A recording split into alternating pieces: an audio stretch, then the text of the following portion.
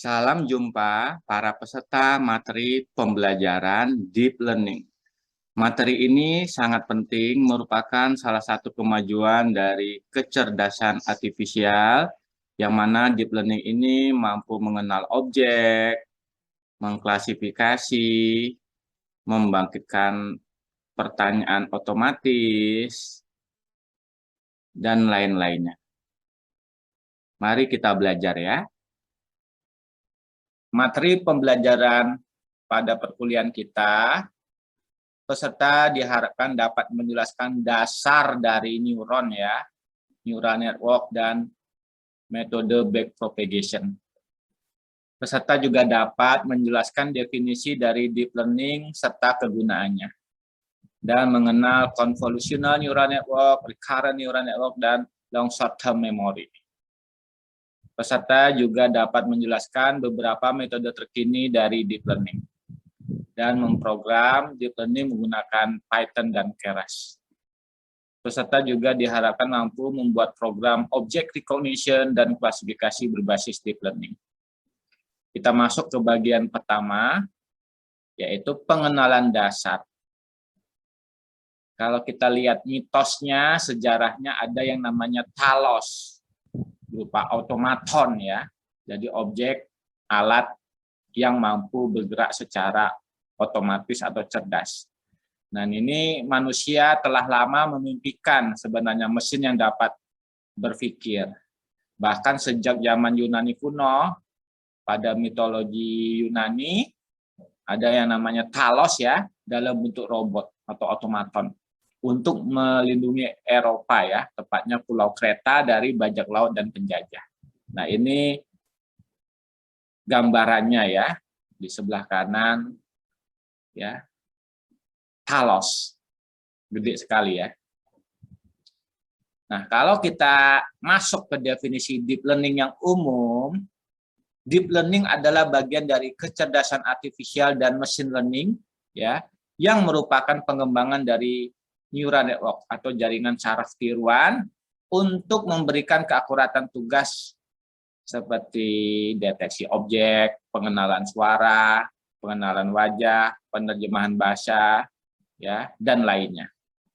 Deep learning juga salah satu cabang di machine learning, ya, yang menggunakan deep neural network untuk menyelesaikan permasalahan yang ada. Jadi permasalahan kompleks itu dapat diselesaikan dengan baik menggunakan deep learning dengan tingkat akurasi yang sangat tinggi. Oleh karena itu Microsoft bilang bahwa telah mampu mengalahi kemampuan dari mata manusia, ya, computer vision menggunakan deep learning.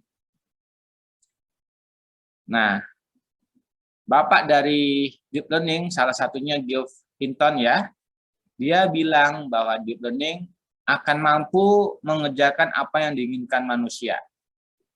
Ya. Tentu ini dalam batasan sebuah program komputer ya. Misalnya saat ini sudah digunakan sebagai pengenalan wajah di Facebook, Google Photos ya, unlock di smartphone menggunakan wajah, sistem tilang otomatis ya, sistem pengenalan wajah dengan deteksi objek kecepatan tinggi itu dapat dilakukan dengan baik menggunakan deep learning. Ya. Nah, kita lihat dulu konsep dasar munculnya neural network ya, yaitu dari meniru prinsip neuron pada otak manusia, di mana memiliki kurang lebih 100 miliar sel saraf ya, yang kita sebut sebagai neuron pada otak. Ya. Jadi neuron adalah unit dasar dari jaringan saraf di otak kita.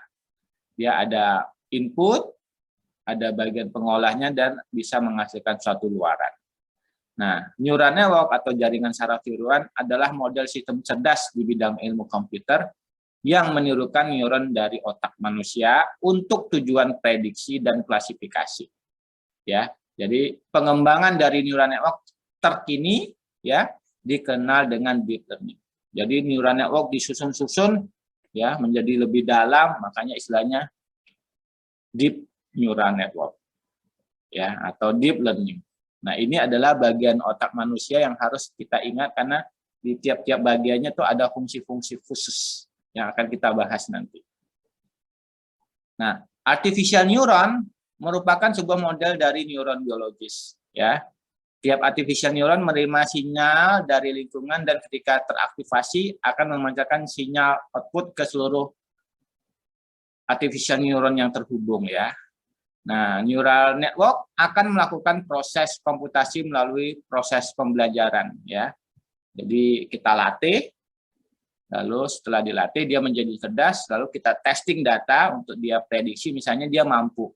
Karena apa? Karena dia sudah dilatih sehingga bobot, biasnya segala macam sudah disesuaikan untuk bisa memprediksi sebaik mungkin. Tentu kalau memprediksi sebaik mungkin artinya loss-nya atau error-nya itu menjadi sekecil mungkin. Jadi kita membuat error sekecil mungkin itu dengan mengubah bobot, bias, ya, itu agar didapatkan nanti tingkat prediksi yang tinggi. Oleh karena itulah neural network dianggap sebagai adaptive machine, ya. Jadi dia bisa belajar dari lingkungan.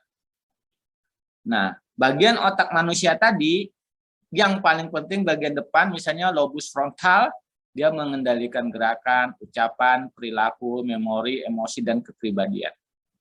Ya, itulah makanya dibilang kalau otak depannya itu gede itu pinter, ya, bisa masuk akal saja, ya, bisa diteliti, ya. Lobus parietal atas yang mengendalikan sensasi seperti sentuhan, tekanan, nyeri, dan suhu. Ya, lobus ini juga mengendalikan orientasi spasial atau pemahaman tentang ukuran, bentuk, dan arah. Ya. Sedangkan otak kecil bertanggung jawab dalam mengendalikan gerakan, menjaga keseimbangan, mengatur posisi dan koordinasi gerakan tubuh, dan mengendalikan gerakan halus seperti menulis dan melukis. Nah, terakhir, lobus temporal atau samping itu yang mengendalikan indera pendengaran, ingatan, dan emosi. Lobus temporal kiri juga berperan dalam fungsi bicara. Nah, hati-hati kalau kita punya otak, kita mesti kita jaga sisi belakang otak kecil karena dia sangat sensitif, ya, menjaga keseimbangan kita. Oleh karena itu kalau terpukul maka seseorang bisa jatuh pingsan segera, ya. Seperti itu.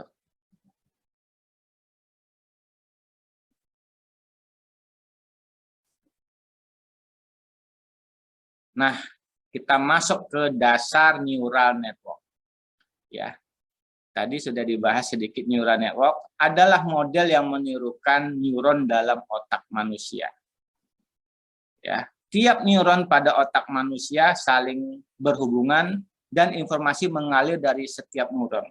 Jadi kalau ini bagian neuron, ada dendrit, nukleus, body cell-nya, dia ada aksonnya, penghubung, ya ada cabang aksonnya.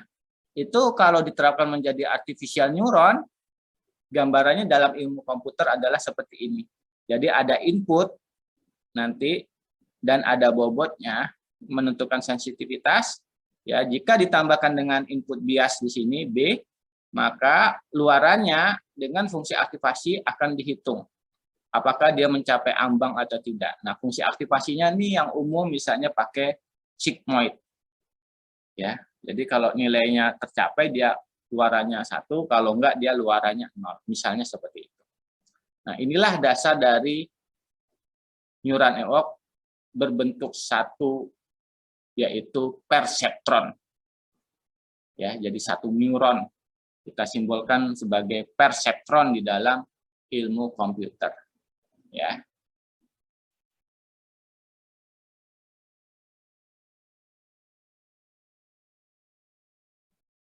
Nah, perseptron tadi ya, dia menghitung secara feed forward, maju. Dan tidak ada yang namanya lapisan tersembunyi atau hidden layer. Ya, jadi hanya simpel saja, dia hanya bisa sebagai pengolah yang sederhana. Apa rumusnya? Perkalian antara input dan bobot dijumlahkan semua dan ditambahkan dengan bias, lalu akan masuk ke fungsi aktivasi, dia akan bisa menghasilkan nilai luaran. Ya, seperti itu. Paham ya?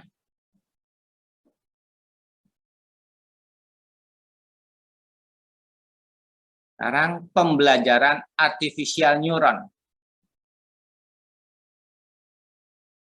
Ada 3 tipe pembelajaran ya. Yang pertama adalah supervised learning, di mana sistem kita disediakan dataset berupa pasangan vektor input dan output. Jadi inputnya ini, outputnya itu, inputnya ini, outputnya itu. Karena dia pasangan kita sebut vektor. Inputnya 1, 2, 3, outputnya ya, inputnya 3, 2, 1, outputnya no, misalnya seperti itu. Ya. Kalau unsupervised learning, ya, dia akan berusaha menemukan pattern sendiri dari data yang diberikan tanpa diberikan data outputnya. Jadi dia bisa mengklasifikasi sendiri. Ya, bagus ya. Clustering misalnya. Dan satu lagi reinforcement learning, di mana bertujuan memberikan reward kepada neuron yang memiliki performa yang baik dan penalti untuk neuron yang performanya buruk. Nah, ini tentu lebih sulit lagi, nanti kita bahas belakangan. Tapi yang umum adalah supervised learning dan unsupervised learning. Bagaimana gambarannya? Contoh supervised learning. Misalnya kita memberikan data prediksi kanker bukan kanker dari gambar tomografi. Jadi kita berikan data pelatihan gambar-gambar tomografi yang mana dia adalah contoh gambar kanker dengan bukan kanker, ya, dengan supervised learning, ya. Kita kan sudah melabeli dia dengan training label. Setelah dilatih, jadilah model. Modelnya ini bisa kita tes dengan input yang ada. Kita kasih gambar percobaan tomografi, bisa nggak dia memprediksi ini terkena kanker atau bukan. Begitu ya. Ini contoh supervised learning. Jadi kita berikan pasangan, ini loh gambarnya, ini loh kanker atau bukan. Ini gambarnya, ini loh ciri kanker atau bukan. Begitu. Ya. Nah, contoh perseptron perhitungannya, misalnya kita punya input dengan bobot 0 sama 1, kita hitung luaran Y-nya, merupakan sumasi dari input kali output yang ada, ditambahkan dengan bias, lalu kita masukin ke fungsi aktivasi sigmoid, misalnya, ya jadilah output luarannya seperti ini. Misalnya seperti itu. Ya. Nah, fungsi aktivasi ada banyak, bukan cuma sigmoid. Kalau sigmoid tadi 1/1 plus E pangkat min X persamaannya. Kalau tan hiperbolik, beda lagi. ReLU, Rectified Linear Activation Function, yang dipakai di dalam deep learning biasanya juga beda lagi. Ya, seperti itu. Paham ya? Nah, ini penerapannya. Misalnya, kita hitung kalau diberikan input dan bobot dengan fungsi sigmoid yang ada, ya, dia bisa hitung. Bobotnya 0, inputnya 2, dan bobotnya 1, inputnya 3, ditambah bias 4, 7. 7 dimasukin ke fungsi sigmoid, dapat hasil 0,99. Artinya tinggi nilainya, high. Ya, misalnya seperti itu, mencapai ambang. Nah, penerapannya tentu karena perseptron sangat sederhana, yang gabungan perseptron banyak, memiliki hidden layer, itu istilahnya multi-layer perceptron. Ya, lihat misalnya ada banyak input, ada hidden layer yang nanti membantu proses komputasi dan luaran. Inilah yang nanti dikenal sebagai metode yang umum dikenal pada MLP, yaitu backpropagation. Kita kasih masukan, dia hitung, apakah ada perbedaan berarti antara prediksi dengan yang aktual. Kalau ada, kita turunkan nilai bobot sama biasnya agar semakin lama semakin mengecil nilai errornya sampai mencapai yang diinginkan. Kalau dia sudah mencapai nilai error yang seminimal mungkin, maka artinya dia sudah dilatih, sudah tertraining, sudah pintar, sudah cerdas. Sehingga berapapun kita kasih testing datanya, dia bisa prediksi dengan baik. Ya, itulah prinsipnya backpropagation. Menghitung maju, lalu mengupdate bobot weight secara mundur. Ya. Ini contohnya, ya. Ada input X1, X2 dengan hidden layer yang ada, dia akan hitung, lalu dia akan cari tahu outputnya. Outputnya ini apakah sesuai dengan yang diinginkan dengan tidak. Kalau tidak sesuai, selisihnya berapa, dia akan coba update. Nah, update-nya bagaimana, persamaan matematikanya kita bahas di bagian yang kedua nanti. Gitu ya. Nah, sebagai latihan, tolong jalankan program demo multi-layer perceptron ya, yang diberikan dengan input 3, hidden layer 4, dan output 2. Ya, dengan fungsi aktivasi tan hiperbolik dan softmax. Ya, hasilnya nanti kalau dijalankan seperti ini. Jadi dia bisa prediksi dengan baik. Nah, kita masuk ke bagian kedua, dasar dari deep learning. Ya, nah pada tahun 2006 tadi bapaknya deep learning yang terkenal yaitu Geoffrey Hinton memperkenalkan salah satu jaringan saraf tiruan yang disebut sebagai deep belief nets. Ya, nah deep learning ini yang bermula dari deep belief nets adalah machine learning juga ya, berbasis jaringan saraf tiruan dengan banyak hidden layer yang memiliki kemampuan untuk mempelajari representasi atau fitur data secara otomatis. Nah, automatic feature extraction ini dapat secara otomatis dari data raw image kalau di deep learning, jadi menjadi sangat cepat. Pada tahun 2009, Andrew Ng dan kawan-kawan memperkenalkan penggunaan GPU untuk deep learning melalui paper yang berjudul Large Scale Deep Unsupervised Learning Using Graphics Processor. Karena prosesor GPU dengan memori dan kecepatan yang tinggi itu sangat dibutuhkan untuk pengolahan image yang ukurannya besar, karena kita akan ekstraksi fitur. Ya. Seperti itu. Melibatkan operasi matrik, operasi matematika itu tentu butuh kemampuan prosesor yang tinggi. Nah, ini bayangannya perkembangan data yang pesat, dataset yang besar, tentu membutuhkan metode pengenalan objek kalau kita ingin pengenalan objek yang cepat dan prosesor berkecepatan tinggi serta memori yang besar. Sebagai bayangannya di 2020 saja, social network, ya datasetnya standarnya dalam tera itu butuh memori 100 GB misalnya di server kita, maka dia itu butuh istilahnya GPU yang kecepatan tinggi, CUDA, NVIDIA, segala macam. Ya, sampai ke pentaflop perhitungan calculation per second-nya, 1 PF misalnya. Jadi besar sekali ya.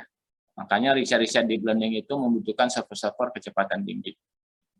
Ya, kalau enggak proses trainingnya tuh lama sekali. Nah, untuk masuk ke deep learning, dasar matematika kita harus kuat ya. Notasi dasar matematika yang umum digunakan pada deep learning, misalnya simbol variabel berupa skalar ya, tidak tebal, kalau vektor itu tebal, ya. Kalau skalar itu biasa variabel miring ya, kalau vektor tebal, huruf kecil, ya, seperti itu. Matrik huruf besar, ya. Lalu gede tapi tidak tebal biasanya tensor, matrik identitas, segala macam operasi matriks, transpose, ya, itu Anda harus kuasai. Karena kita bermain dengan filter misalnya, filter itu bermain dengan matriks.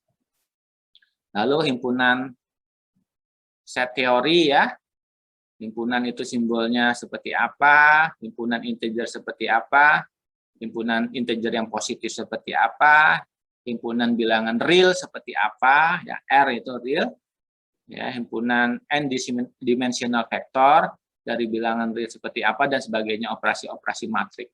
Simbol-simbol ini Anda mesti kuasai ya. Nah, lalu prinsip turunan juga, ya ini erat kaitannya pembuktiannya dengan limit ya, di mana H mendekati 0, jika F arsen A jadi turunan dari function, ya maka F dikatakan dapat diturunkan pada A, ya, jika ada turunannya, ya. Nah, sekarang kita contoh coba, kita punya function fx 3x kuadrat min 4x, bagaimana sih di dalam penerapannya pada bahasa Python? Karena kita bermain deep learning dengan Python nanti. Tentu Anda bisa coba di sini jalankan dengan library mxnet, ya, dia bisa hitung. Dia bisa hitung sampai tadi limit H mendekati 0, dia bisa dapat hasilnya. Ya, nilainya. Ya, itu prinsipnya.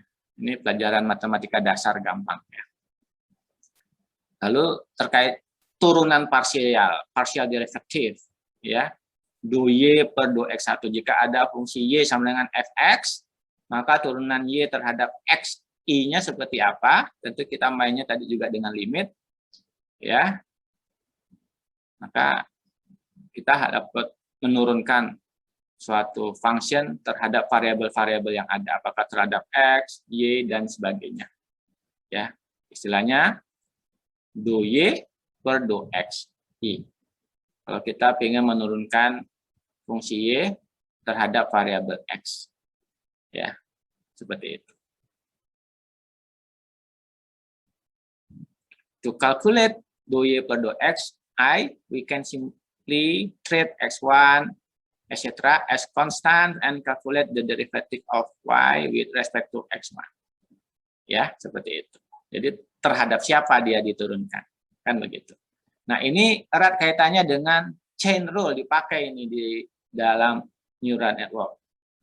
Misalnya kita punya fungsi Y sama dengan FU dan U sama dengan GX, maka DY per DX berarti DY per DU kali DU per DX. Ya, ini yang namanya chain rule. Ya. Nah, ini digunakan untuk tadi mencari rumus update bobot. Ya.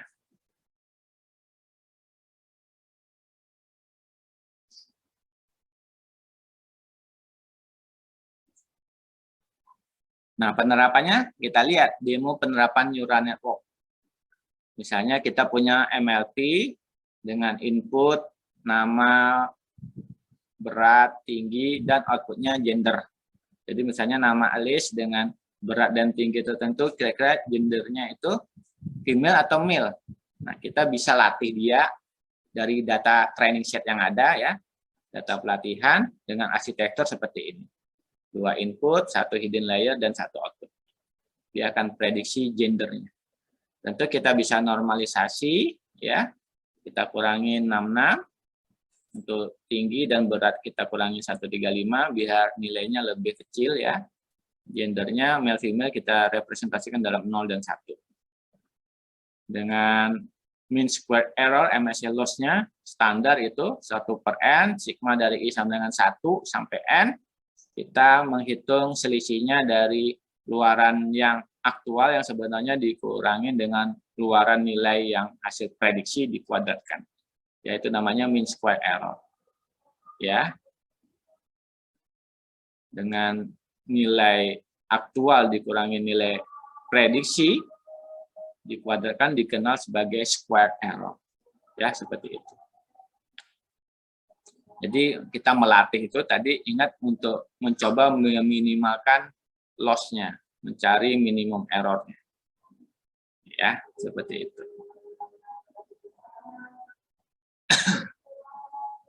Maka tentu kita harus tahu yang namanya loss itu sebagai multivariable function. Jadi rumus loss yang L besar ini dia terdiri dari fungsi-fungsi multivariable pengaruh dari W1, W2, bias 1, bias 2, bias 3, dan seterusnya.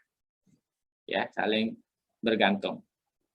Maka perhitungan loss kita bisa hitung dia dengan do L per terhadap do W1, bobot 1. Maka itu tadi rumus chain rule do L per do Y pred kali do Y prediction per do H1 kali do H1 per do W1. Jadi dia merambat. Nah, tentu kita dapat menghitung perubahan loss-nya do L per do Y pred karena loss itu sama dengan 1 min Y prediction kuadratkan. Lalu kita turunkan do L per do Y prediction, itu tentu hasilnya min 2 kali 1 min Y pred. Ini yang rumusnya akan kita pakai. Ya, seperti itu. Nah, untuk output Y prediction-nya tentu dia adalah function dari nilai-nilai bobot dengan hidden layer-nya dan bias. Ya kan? Karena W1 hanya memengaruhi H1 bukan H2, maka kita bisa cari do Y prediction terhadap do W1 seperti apa rumusnya. Ya, seperti itu. Kita juga bisa menghitung do H1 terhadap do W1. Di mana H1 function dari input bobot ditambahkan dengan bias. Maka do H1 terhadap do W1 jika diturunkan hasilnya seperti tersebut. X1 kali F asen dari W1 X1 plus W2 X2 plus B1. Ingat X1 adalah bobotnya, wedge-nya, dan S2 adalah tinggi. Ya. Nah, turunan dari fungsi aktivasi, karena dia pakai sigmoid, Fx sama dengan 1/1 plus E pangkat min X, maka turunannya bisa kita dapatkan F asen X adalah Fx kali 1 min Fx. Ya.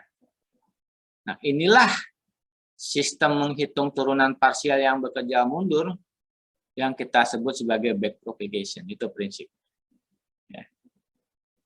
Sehingga dengan algoritma optimisasi dikenal dengan stochastic gradient descent yang akan mengubah bobot dan bias untuk meminimalkan loss. Jadi rumus mendapatkan W1 yang terupdate itu adalah nilai W1 awal dikurangin ya faktor kecepatan perubahan nilai dari W1 kali dengan perubahan loss per do W1. Jadi istilahnya simbol learning rate-nya digunakan untuk mengatur kecepatan perubahannya. Kalau learning rate-nya kecil banget ya lambat, tapi mungkin akurat. Tapi kalau terlalu besar cepat, tapi mungkin nggak bisa menghasilkan hasil yang memuaskan bisa saja. Ya. Jadi nilai W1 awal dikurangi dengan perubahan ini akan menghasilkan nilai W1 yang baru atau bobot yang baru. Ya. Nah, ini implementasinya dengan data yang ada, ya, dia bisa prediksi. Ini hasilnya. Setelah dia dilatih mendekati 0, errornya dari gede, errornya, loss-nya menjadi mendekati 0, lalu dia bisa prediksi Emily itu adalah female, Frank adalah male misalnya. Ya, ini hasilnya. Nah, dan di grafik itu juga kelihatan loss-nya menurun. Setiap dia looping terjadi penurunan error sampai loss-nya sekecil mungkin di epoch 1000. Tentu kita bisa batasin dia di training hanya 1000 epoch, 1000 pengulangan misalnya seperti itu. Ya. Nah, untuk latihan coba buat program NLP misalnya untuk mengenal tingkat kematangan buah dari warna. Ya, RGB. Silakan dibuat karena kalau Anda nggak buat ya Anda nggak pintar. Nggak akan pintar, nggak akan menguasai neural network secara mendalam. Ya. Nah, kita masuk kalau di deep learning, sudah ada library-nya untuk memudahkan kita belajar dan mengembangkan aplikasi ya. Kita pakai Keras, yang mana dia itu membungkus tingkat kesulitan dari Theano dan TensorFlow ya. Jadi Keras itu lebih mudah. Ya, jadi mengapa orang banyak menggunakan Keras? Karena cukup simpel ya dan handal. Nah, di sini berbagai macam jenis deep learning, ada banyak modelnya. Ada yang convolutional neural network, multilayer perceptron, dan recurrent neural network. Yang paling dasar itu kita harus menguasai convolutional neural network. Ya.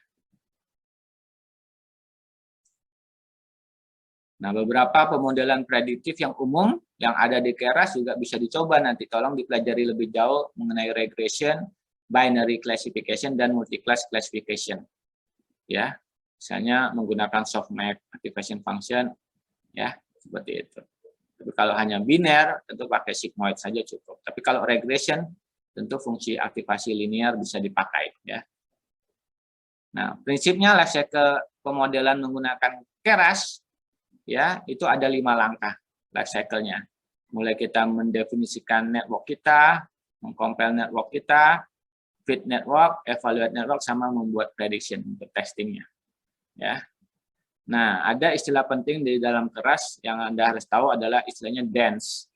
Dan itu istilahnya bagian-bagian arsitektur dan parameter penting dari network kita. Jadi unitnya apa, activation-nya apa, kernelnya apa, ya, bias constraint-nya apa, segala macam itu ada di dalam kelas dense, ya. Jadi bisa kita atur parameternya. Contoh tadi langkah pertama define network, ya kita menggunakan kelas sekuensial ini untuk membuat layer-layer yang sekuensial ya. Jadi modelnya kita pakai sekuensial, ya, untuk membuat layer sekuensial yang berurut. Lalu dense-nya apa, besarannya, activation-nya kita pakai ReLU, lalu kemudian dense-nya 1, dan activation-nya kita pakai lagi sigmoid. Jadi kita membuat network ini, model network. Ya. Step kedua kita compile menggunakan optimizer-nya apa, misalnya loss-nya mean square error, misalnya seperti itu, dengan momentum 0,3 misalnya. Lalu fit network, ya, kita coba fitting model kita ini untuk bisa jadi model, ya. Lalu kita evaluasi, bagus nggak model yang kita hasilkan ini, ya, di step 4, evaluasi network. Setelah kita dilatih tadi, maka hasilnya dapat model, lalu kita bisa tes. Lalu prediksi kita bisa coba, ya. Kita bisa panggil fungsi prediksinya, ya.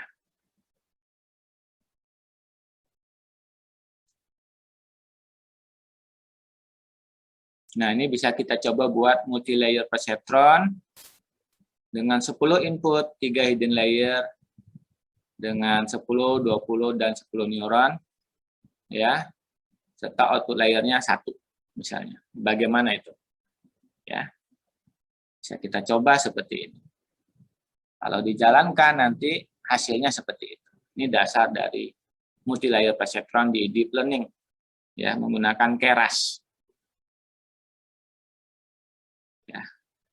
Lalu convolutional neural network model juga kita bisa membuat modelnya dulu, ya, membuat CNN dengan parameter yang ada, bisa muncul hasilnya seperti ini. Layer-layernya, ya.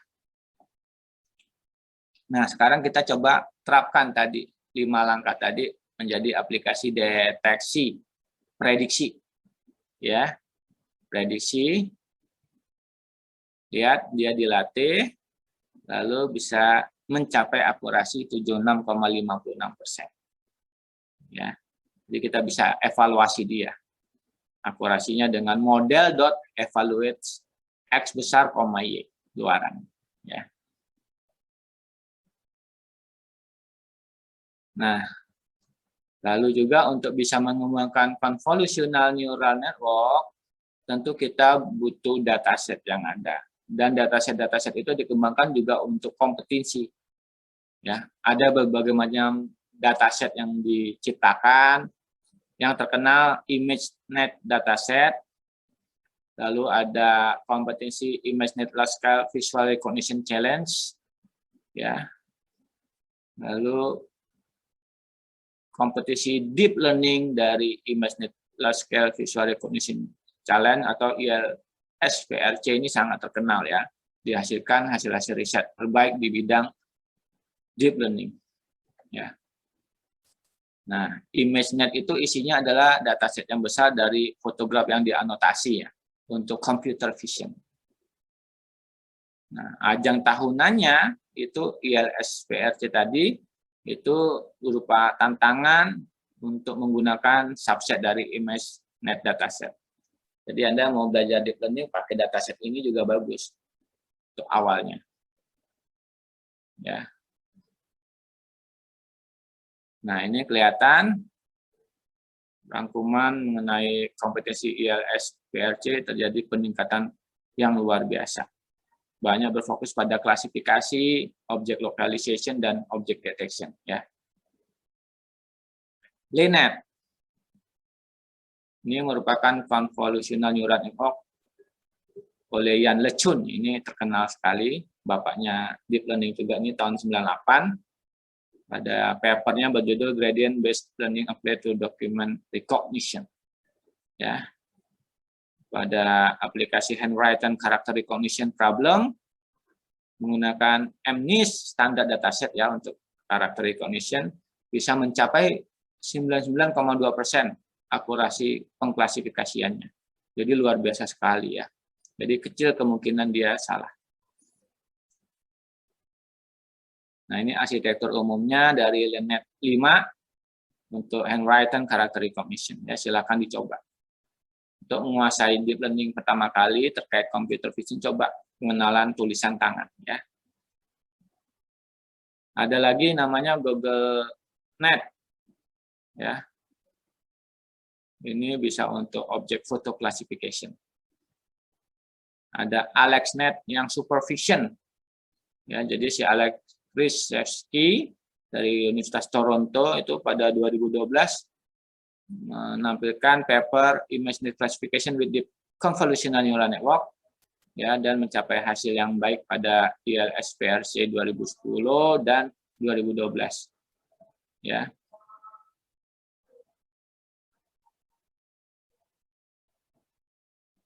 Jadi dataset ImageNet menggunakan convolutional neural network ya.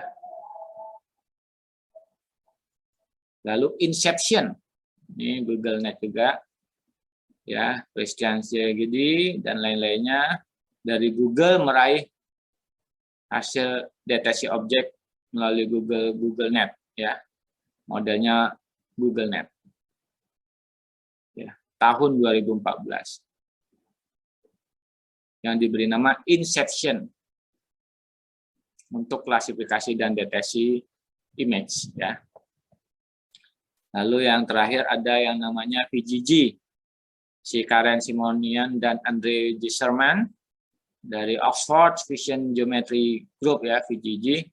Dia dapat hasil top ya pada kompetisi klasifikasi image ya di 2015 dengan paper Very Deep Convolutional Neural Network for Large Scale Image Recognition. Ya, jadi top hasilnya di ILS-PRC 2015. Dan ResNet juga ya, dari Microsoft Research meraih hasil terbaik pada object detection dan localization menggunakan residual network, disingkat menjadi ResNet ya pada 2015.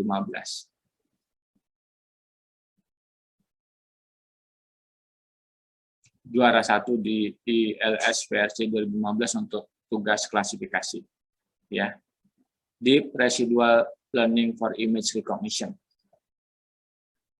Nah, ada juga VGG Blocks ya. Ini lanjutan yang tadi ya. Nah, terakhir adalah contoh penerapan deep learning misalnya untuk face detection. Namanya misalnya MTCNN, Multitask Cascade Convolutional Network. Ini MTCNN merupakan metode face detection berbasiskan deep learning yang lebih robust ya terhadap cahaya, sudut, dan ekspresi wajah. Ya, facial expression. Nah, ini contohnya ya. Ada parameter-parameter yang digunakan, ada titik-titik pentingnya, ya menggunakan deep metric learning. Ada 128 pengukuran yang di-generate oleh neural net. Ya, lalu dibandingkan. Ya, hasil face detection-nya seperti ini ya. Hasilnya lebih bagus, bisa mendeteksi wajah secara akurat. Ya. Nah, demikian para mahasiswa peserta yang mendengarkan materi pengantar deep learning. Nanti kita akan lanjutkan ke bagian 3 yaitu computer vision dengan deep learning. Terima kasih.